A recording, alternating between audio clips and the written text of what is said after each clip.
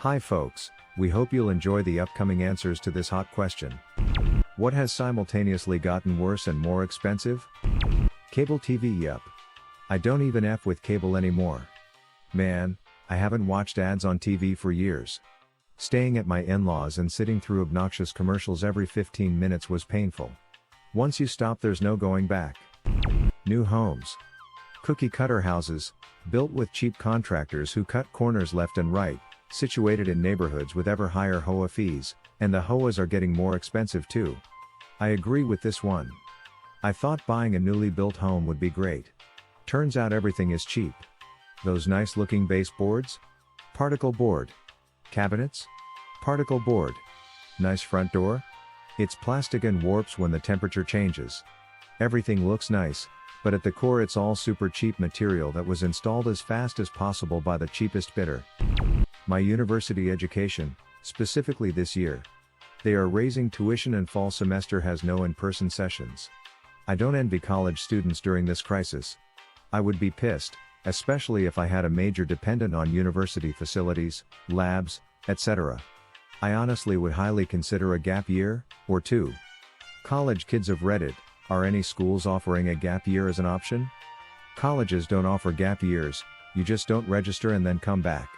You'll probably have to reapply. I can't imagine Hey wouldn't let you back in unless you were basically already failed out. Photo booths. Oh, the old ones were so cool. 4 different real photos for $1. Now you pay $7 for 4 identical bad laser prints. There's a photo booth company here in the UK that's pretty cool. It's around £5 for 4 photos, it counts you down and you get 4 separate photos, so you can do 4 individual pictures. They're in black and white and look really nice. Afterwards it'll print the 4 images and at the bottom will be a link to an animated GIF of the setup for taking the image.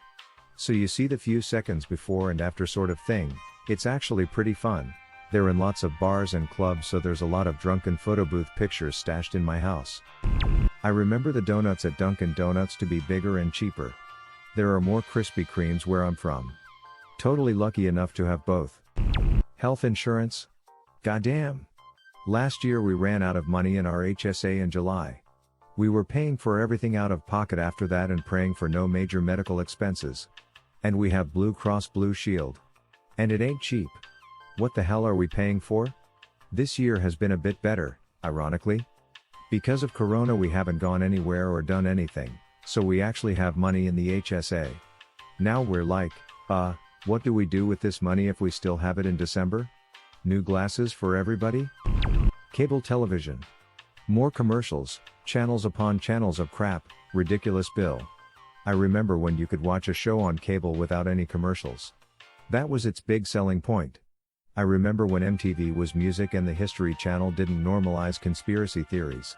Network decay is a scourge forced on consumers by sociopathic bean counters with no morals, ethics or integrity. There used to be this burger joint called Joe's Cable Car near me. Great place. I miss it so much. A few months before it closed down, I was there and the owner, Joe, was having a heated conversation with one of his suppliers on the phone. After he hung up, he looked over at me and just said, "Price goes up, quality goes down." It took me a while to realize that that wasn't an ANUS supplier he was dealing with, just a fact of life. People like Joe can't tolerate that. That's why the truly great things never last. Only the mediocre things are able to endure long enough to degrade into the universally hated embodiment of entropy that the physical world allows for. It's the commodification of things. They lose their quality and uniqueness and become something to be pumped out at high volume and generally with reduced quality as prices slowly go up over time. All Cadbury's products. In particular Cadbury's Creme Egg. I know it was kind of a love it or hate thing before, but it is complete garbage now.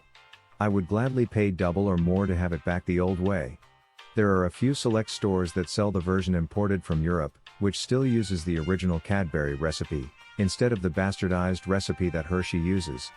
They're just much more expensive, something like 5x 10x more. Ice cream containers that were originally 1/2 gallon have been shrinking. They went from 64 ounces to 56 ounces and now 48 ounces, but the price hasn't shrunk, it's been increasing steadily, and the quality often isn't as good as it used to be when containers were a true 1/2 gallon. Breyers makes what looks like ice cream, But if you look at the box, there's no word of ice cream on it. Just frozen dessert. Breyers is straight garbage for ice cream nowadays. It used to be decent just a few years back. College education in the US. Honestly, this is a great point and needs more upvotes. My dad paid off his school year with a summer job. I pay off 1 year with 5 years of work and gradual repayment with interest. There's the perspective that online learning is just as good, which can be a fair point to make sometimes, but with the price of education staying the same even for these online courses, a comparison is to be made. Will the teachers be as integrated with their students? What of an intimate classroom setting where you get to view the reactions of your peers and have a fluid conversation? I think it will depend on the class whether it can be done effectively, but I don't think it's worth $50,000 per year. Access to the same facilities, resources, etc., is definitely lacking with online learning. Education has also predominantly become a business, and for many institutions this way of business has degraded at the quality of education as dollars are stowed to pay the higher ranked staff.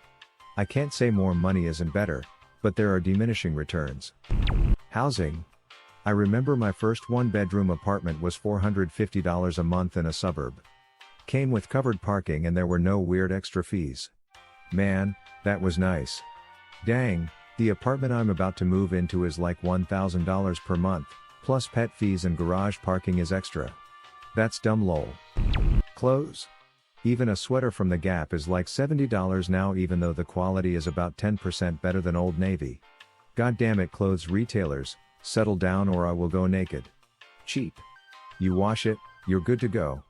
Plus retail clothing is so effing expensive nowadays that I would rather someone else take the hit of driving it off the lot.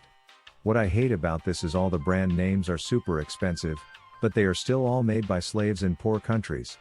I would be willing to pay the higher price if it was actually made in Canada or US, but it's not.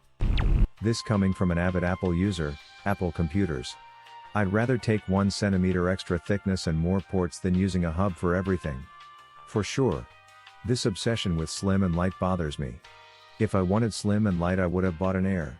I need a laptop that I can travel with, is sufficiently powerful to run the programs I need for work, can connect to a projector, external HD, charge, and maybe plug in an SD card all at the same time, and seamlessly interface with our cluster which runs Linux. The MacBook Pro ending around 2015 was as close to perfect as you can get for an off-the-shelf laptop. Dude, seriously. I'd gladly take an inch-thick laptop if it had more battery and all the ports. Size of bags of chips.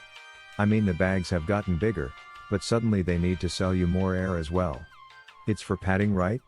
And nitrogen, or whatever is in it, can't fully remember, helping it stay fresh. I'm sure this will get overlooked, but KFC. I remember growing up a whole family could eat there and it was great. Now it's just garbage, super greasy, and will cost you an arm and a leg for a dang bucket of chicken. They have gotten way worse and the price has went up. Yeah, I remember big styrofoam cylinders stuffed with sides. Now it's $5 for a frozen dinner bowl's worth. What would have been your answer or question? Leave it in the comments below. Slap that like and subscribe button for more, and check out the link in the video description for even more answers. Peace out, and catch you in the next video.